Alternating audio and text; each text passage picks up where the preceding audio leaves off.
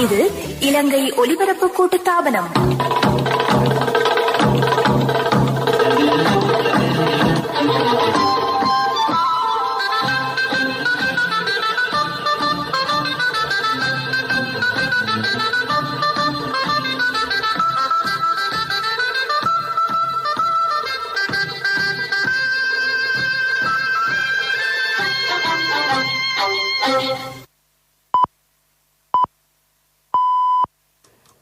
நேரம் காலை 6 மணி.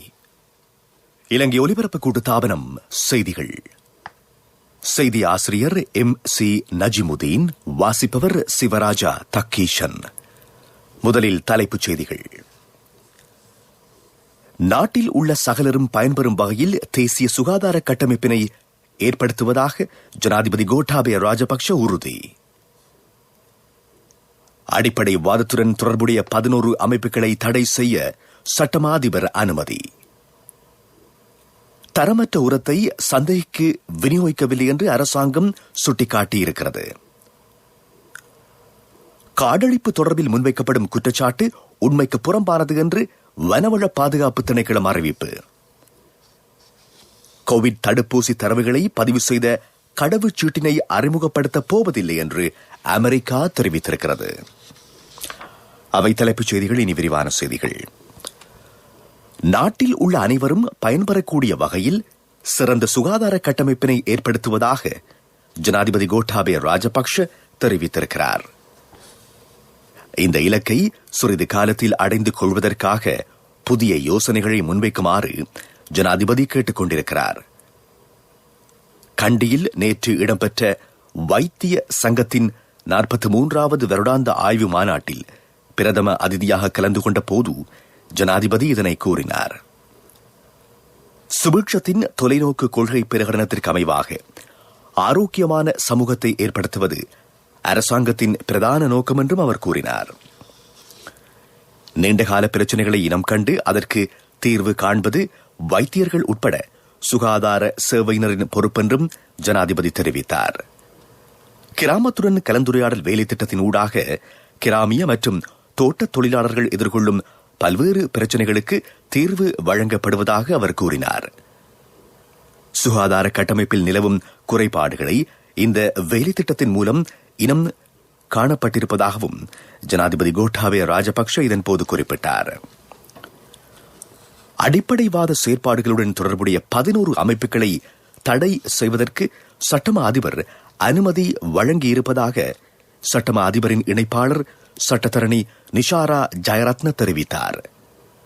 சிலோன் தௌஹீத் ஜமாத், ஐக்கிய தௌஹீத் ஜமாத், ஸ்ரீலங்கா தௌஹீத் ஜமாத், அகில இலங்கை தௌஹீத் ஜமாத், ஜம்மியத்துல் அன்சாரி சுன்னத்துல் முஹம்மதியா, தாருல் அத்தார் அட் ஜமியுல் ஆதார், இலங்கை இஸ்லாமிய மாணவர் இயக்கம், ISIS, Al Qaeda, save the pearls, super Muslim போன்ற அமைப்புகளை தடை செய்யப்பட்டிருக்கின்றன. போலீஸ் அதிபர் விடுத்த கோரிக்கைக்கு அமைய சட்டமா அதிபரினால் தடைக்கான அனுமதி கிடைத்திருக்கிறது. இலங்கையின் வன பிரதேசம் அழிக்கப்படுவதாக தெரிவிக்கப்படுகின்ற செய்தி தொடர்பில் வன பாதுகாப்பு திணைக்களம் தெளிவுபடுத்தி வருகிறது. சிங்கராஜ வன பிரதேசத்தில் ஹோட்டல் ஒன்று நிர்மாணிக்கப்படுவதாக தெரிவிக்கப்படும் தகவல் உண்மைக்கு புறம்பானதாகும்.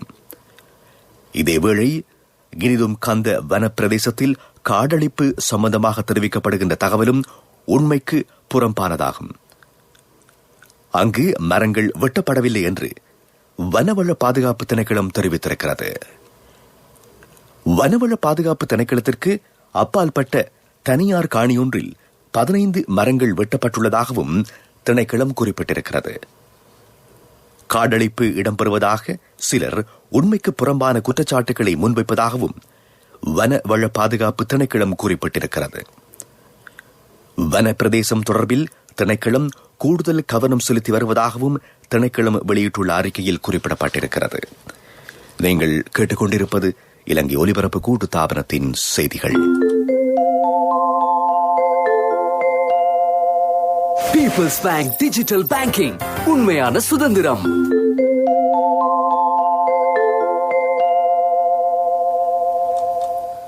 இலங்கையின் கடற்தொழில் துறையினை அபிவிருத்தி செய்வதற்கு பிரான்ஸ் முன்வந்திருக்கிறது.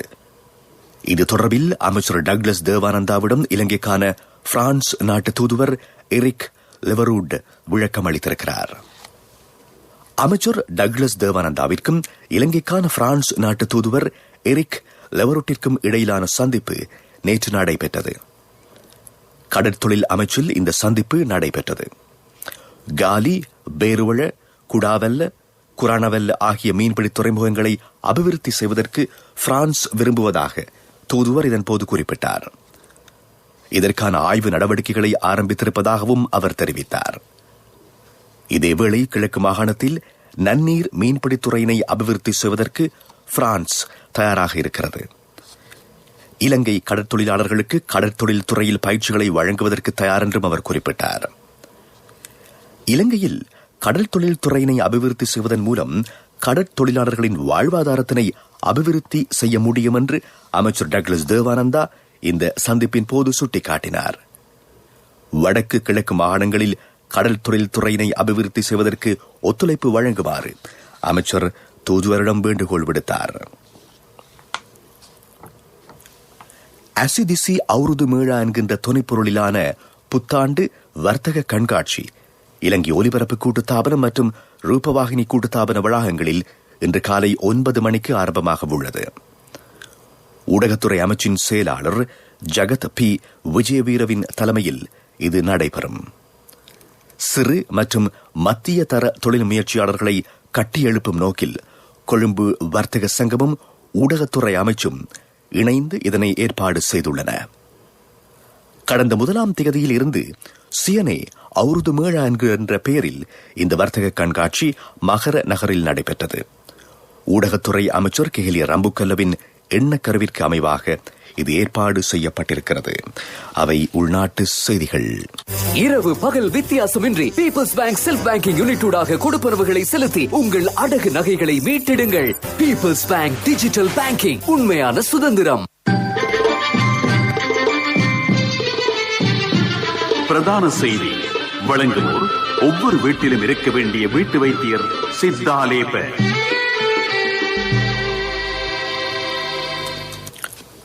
அரசாங்கம் எந்தவொரு சந்தர்ப்பத்திலும் தரமற்ற உரத்தை விவசாயிகளுக்கு வழங்கவில்லை என்று அமைச்சர் மஹிந்தானந்த அழுத்கமகே தெரிவித்திருக்கிறார்.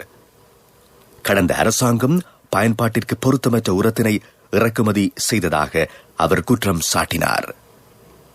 கணக்காய்வு அறிக்கையின் மூலம் இது தெரிய வந்திருப்பதாகவும் அவர் குறிப்பிட்டார். இருந்தபோதும் தற்போதைய அரசாங்கம் தரமற்ற உரத்தினை சந்தைக்கு விநியோகிக்கவில்லை என்று அமைச்சர் மஹிந்தானந்த அழுத்கமகே தெரிவித்துள்ளார்.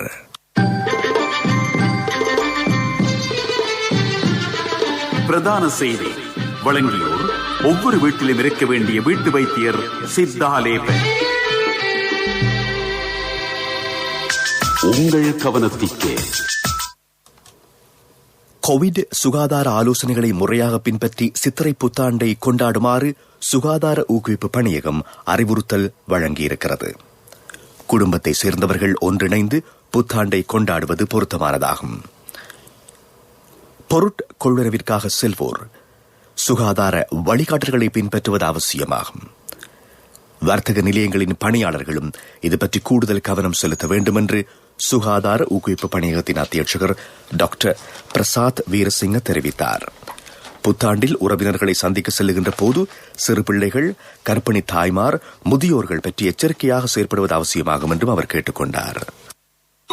புத்தாண்டு மாதத்தின் வாசிகளில் மிகச்சிறந்த வாசி பீப்பிள்ஸ் லீசிங்கின் வட்டி வாசி. இந்த புத்தாண்டு மாதத்தில் லீசிங் பெற்றுக் கொள்ளும் அனைவருக்கும் வட்டியில் 25% தள்ளுபடி. மேலதிக விவரங்களுக்கு அழையுங்கள் 0112-206-300. நிபந்தனைகளுக்குட்பட்டது. பீப்பிள்ஸ் லீசிங், நம்பிக்கையின் முதல்வன். உலகச் செய்திகள் அனுசரணை வழங்குவோர் பீப்பிள்ஸ் லீசிங், நம்பிக்கையின் முதல்வன். கோவிட் தடுப்பூசி தரவுகளை பதிவு செய்த கடவுச்சீட்டினை அறிமுகப்படுத்தப் போவதில்லை என்று அமெரிக்கா தெரிவித்திருக்கிறது. மக்களின் சுதந்திரம் மற்றும் தனிப்பட்ட உரிமைகளை பாதுகாப்பதில் அமெரிக்கா கவனம் செலுத்தியுள்ளது. இதன் காரணமாக குறித்த கடவுச்சீட்டை அறிமுகப்படுத்த நடவடிக்கை எடுக்கப்பட மாட்டாது என்று வெள்ளை மாளிகையின் செய்தி தொடர்பாளர் ஜென் சாக்கி தெரிவித்துள்ளார். கோவிட் தடுப்பூசியினை ஒவ்வொருவரும் ஏற்றிக்கொள்ள வேண்டும் என்று கட்டாயப்படுத்த முடியாது என்று அவர் கூறினார். இதேவேளை சில நாடுகள் சர்வதேச பயணங்களை மேற்கொள்ளுகின்ற பிரயாணிகளுக்காக தடுப்பூசி விவரங்கள் அடங்கிய கடவுச்சீட்டினை அறிமுகப்படுத்துவது தொடர்பில் ஆலோசித்து வருகின்றன. பிரித்தானியா இந்த திட்டத்தினை மே மாதத்தில் ஆரம்பிக்க உள்ளது. 18 வயதுக்கு குறைவானவர்களுக்கு ஆக்ஸ்போர்டு ஆஸ்ட்ராசெனிகா தடுப்பூசி பொருத்தமானதா இல்லையா என்பது பற்றிய பரிசோதனை நடவடிக்கைகளை உடனடியாக நிறுத்துவதற்கு ஆக்ஸ்போர்டு பல்கலைக்கழகம் தீர்மானித்திருக்கிறது. குறித்த தடுப்பூசி செலுத்திய சிலருக்கு குருதி உறைதல் ஏற்பட்டதை தொடர்ந்து இந்த தீர்மானத்திற்கு ஆக்ஸ்போர்டு பல்கலைக்கழகம் வந்திருக்கிறது. ஆஸ்ட்ராசெனிகா மருந்து நிறுவனமும் ஆக்ஸ்போர்டு பல்கலைக்கழகத்தின் வைத்திய ஆய்வு பிரிவும் இணைந்து ஆஸ்ட்ராசெனிகா கோவிட் தடுப்பூசினை கண்டுபிடித்திருக்கின்றன. இதேவேளை 18 வயதிற்கு உட்பட்டவர்களுக்கு கோவிட்-19 வைரஸிற்கு எதிராக இதுவரை எந்தவொரு தடுப்பூசியும் சிபாரசு செய்யப்படவில்லை என்பது குறிப்பிடத்தக்கது. புத்தாண்டு மாதத்தின் வாசிகளில் மிகச்சிறந்த வாசி பீப்பிள்ஸ் லீசிங்கின் வட்டி வாசி. இந்த புத்தாண்டு மாதத்தில் லீசிங் பெற்றுக்கொள்ளும் அனைவருக்கும் வட்டியில் 25% தள்ளுபடி. மேலதிக விவரங்களுக்கு அழையுங்கள் 0112-206-300. நிபந்தனைகளுக்கு உட்பட்டது. பீப்பிள்ஸ் லீசிங், நம்பிக்கையின் முதல்வன். அபிவிருத்தி செய்திகளுக்கு அனுசரணை. சிஐபி புத்தாண்டை முன்னிட்டு ஏப்ரல் 1ஆம் தேதி முதல் 10ஆம் தேதி வரை அனைத்து பில் பட்டியல்களுக்கும் பெறுமதியான பரிசு. வங்கி அட்டைக்கு 20% கழிவு. எங்களது இடத்தில் எமக்கான பொருட்கள். சிஐபி. குருநாகல் ஹபரண ரயில் மார்க்கத்தின் நிர்மாண பணிகள் அடுத்த வருடம் டிசம்பர் மாதத்தில் ஆரம்பிப்பதற்கு அரசாங்கம் திட்டமிட்டிருக்கிறது.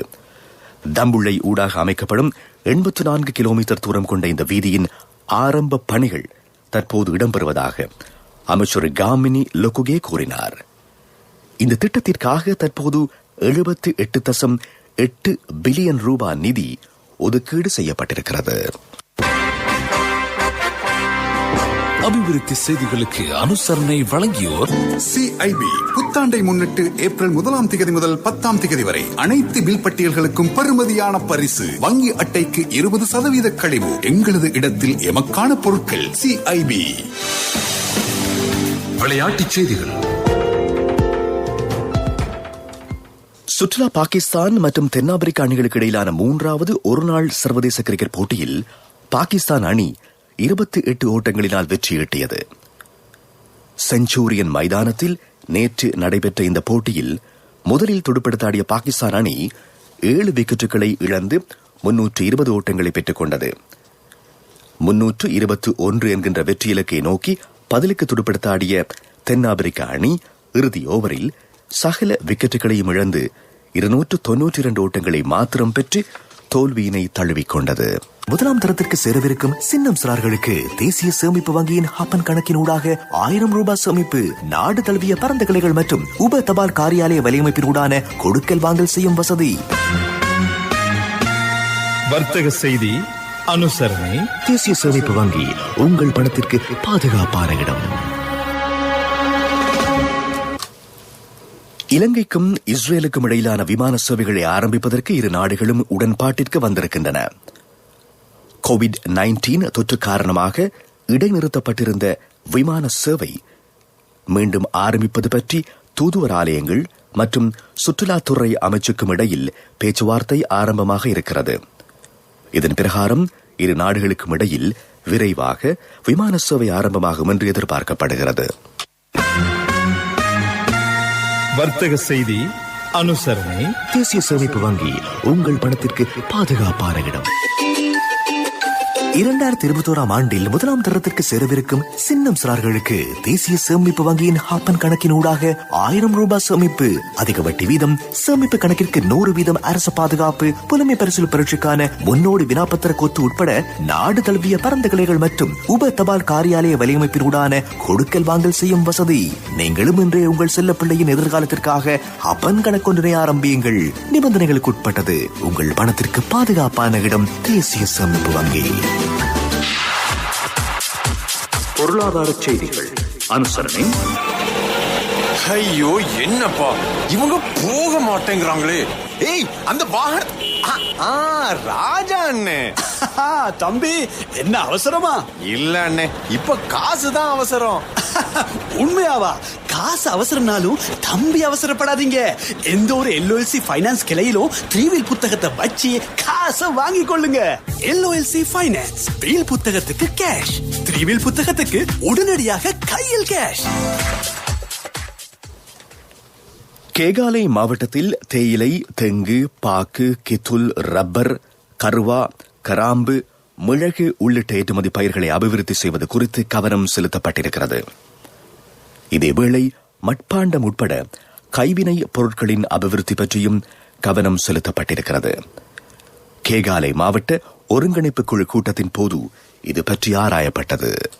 என் கணவன் எனக்கு தந்த மோதிரம் தான் என் வாழ்க்கை. LOLCக்கும் உங்களோட தங்கம் உயிரை போன்றது. உங்களோட தங்கம் எங்கள்கிட்ட இருக்கிற வரைக்கும் உங்களுக்கு ஆயுள் காப்புறுதி தருவது நாங்க மட்டும்தான். நேரத்துக்கு தவணை செலுத்த முடியாம போனா உங்களோட தங்கத்தை உங்களுக்கு திருப்பி தருவதுதான் எங்கட நோக்கம். உங்களால தவணைய நேரத்துக்கு செலுத்த முடியாம போனா அதுக்கு தீர்வும் நாங்க தருவோம். நான் எதிர்பார்த்த தொகையை விட அதிகம் கிடைச்சதும் இல்லாம வேலையும் சுலபமா முடிஞ்சு எனக்கு மதிப்புமிக்க பரிசும் கிடைச்சது. LOLC இடமிருந்து பெறும் சேவை தங்கத்துக்கு நிகரானது. LOLC ஃபைனான்ஸ் ரன்சவிரண்ய சேவை. தங்கம்.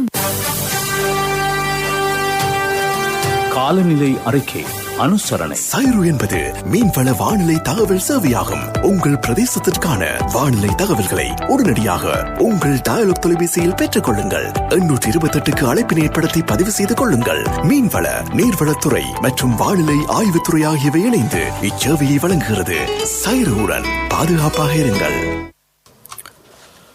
பொலவத்த, வேதனிய, வட்டாரம, அம்பகமுவ, திகண, மகவல, கல்கமுவ, அம்பாறை, ஒலுவில் ஆகிய பிரதேசங்களில் இன்று பகல் 12:12 சூரியன் உச்சம் கொடுக்கும் என்று வளிமண்டலவியல் திணைக்களம் விடுத்துள்ள அறிக்கையில் தெரிவிக்கப்பட்டுள்ளது. மேல் சபரகமுவ, மத்திய, தென், ஊவா மாகாணங்களில் மாலை அல்லது இரவு வேளையில் மழையோ அல்லது இடியுடன் கூடிய மழையோ பெய்யலாம். சில பிரதேசங்களில் 75 மில்லிமீட்டர் மழை வீழ்ச்சி பதிவாகக்கூடும். இடியுடன் மழை பெய்கின்ற போது காற்றின் வேகம் அதிகரிக்கும். மத்திய சபரகமுவ மேல் மாகாணங்களில் காலை வேளையில் பனிமூட்டம் காணப்படும் என்று திணைக்களம் விடுத்திருக்கும் அறிக்கையில் குறிப்பிடப்பட்டிருக்கிறது. காலநிலை அறிக்கை கேட்டீர்கள். சைரு என்பது மீன்வள வானிலை தகவல் சேவையாகும். உங்கள் பிரதேசத்திற்கான வானிலை தகவல்களை உடனடியாக உங்கள் டயலாக் தொலைபேசியில் பெற்றுக் கொள்ளுங்கள். 828க்கு அழைப்பினை ஏற்படுத்தி பதிவு செய்து கொள்ளுங்கள். மீன்வள, நீர்வளத்துறை மற்றும் வானிலை ஆய்வுத்துறை ஆகியவை இணைந்து இச்சேவையை வழங்குகிறது. சைருவுடன் பாதுகாப்பாக இருங்கள். இனி மீண்டும் தலைப்புச் செய்திகள். நாட்டில் உள்ள சகலரும் பயன்பெறும் வகையில் தேசிய சுகாதார கட்டமைப்பினை ஏற்படுத்துவதாக ஜனாதிபதி கோட்டாபய ராஜபக்ஷ உறுதி. அடிப்படை வாதத்துடன் தொடர்புடைய 11 அமைப்புகளை தடை செய்ய சட்டமா அதிபர் அனுமதி. தரமற்ற உரத்தை சந்தைக்கு விநியோகிக்கவில்லை என்று அரசாங்கம் சுட்டிக்காட்டியிருக்கிறது. காடழிப்பு தொடர்பில் முன்வைக்கப்படும் குற்றச்சாட்டு உண்மைக்கு புறம்பானது என்று வனவள பாதுகாப்பு திணைக்களம் அறிவிப்பு. கோவிட் தடுப்பூசி தரவுகளை பதிவு செய்த கடவுச்சீட்டினை அறிமுகப்படுத்தப் போவதில்லை என்று அமெரிக்கா தெரிவித்திருக்கிறது. இத்துடன் இன்று எமது காலை பிரதான செய்தி அறிக்கை நிறைவடைகிறது. எமது அடுத்த பிரதான செய்தி அறிக்கையினை நண்பகல் 12:45 எதிர்பாருங்கள்.